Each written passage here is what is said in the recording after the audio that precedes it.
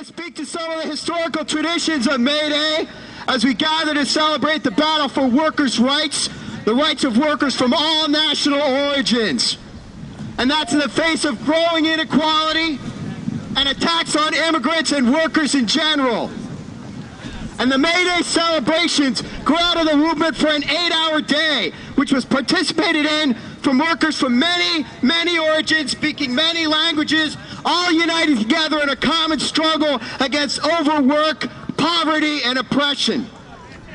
And back in 1886, it was a time when the Knights of Labor grew from 100,000 members to 700,000 members in 1 year. That's how fast things can happen where workers come together and struggle. And one of the Knights of Labor's anthems had a verse that I think is still very topical today. It goes like this: "Storm the fort, you Knights of Labor, battle for your cause, equal rights for every neighbor, down with tyrant laws." And that applies just as much to the legal attacks on collective bargaining and the unjust laws in Arizona and elsewhere against undocumented immigrants and the racist secure communities agenda that the BMDC has a very proud role in opposing. Down with tyrant laws, sisters and brothers. And in 1886, there was a huge parade and strike in Chicago. 340,000 workers parading, 190,000 workers on strike. And thousands of workers actually won the 8-hour day as the strike spread. And 8 leaders of the movement for the 8-hour day were framed for killing a cop. 4 of them were hanged.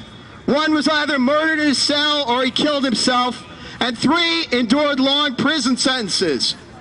And their names were Albert Parsons, August Spies, George Engel, Adolf Fischer, Louis Ling, Oscar Neeb, Samuel Fielden, and Michael Schwab. We don't forget. These are the words, these are from Oscar Neeb.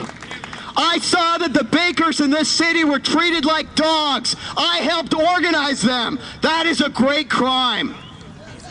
The men are now working 10 hours a day instead of 14 and 16 hours. I saw that the beer brewers of Chicago went to work at 4 in the morning. They came home at 7 or 8 o'clock at night. They never saw their families or children by daylight. I went to work to organize them."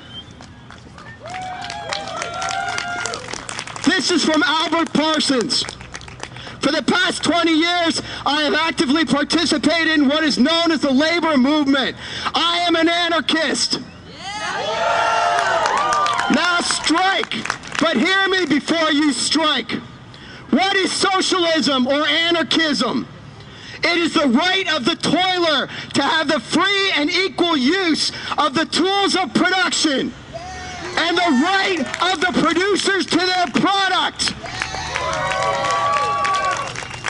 In 1886, the state was able to kill some of the leaders of the 8-hour movement, but they didn't defeat the movement. And today we can point to hopeful signs too. The demonstrations against attacks on collective bargaining in the last year. The massive demonstrations since 2006 for immigrant rights, both of which put the strategy of the general strike on the agenda. Right? The most powerful weapon we have is to withhold our participation in the economy, and in particular, to withhold our labor. Can we do it, brothers and sisters? Si se puede!